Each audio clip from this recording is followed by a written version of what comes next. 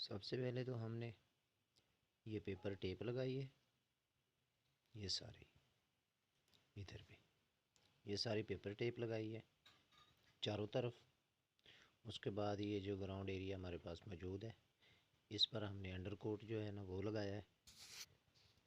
अभी हमने इसको सिंगल कोट किया है, फिर इसको इसी तरीके से दूसरी दफ़ा फिर पेंट लगाया जाएगा। उसके बाद इसका अगला मरहला शुरू होगा।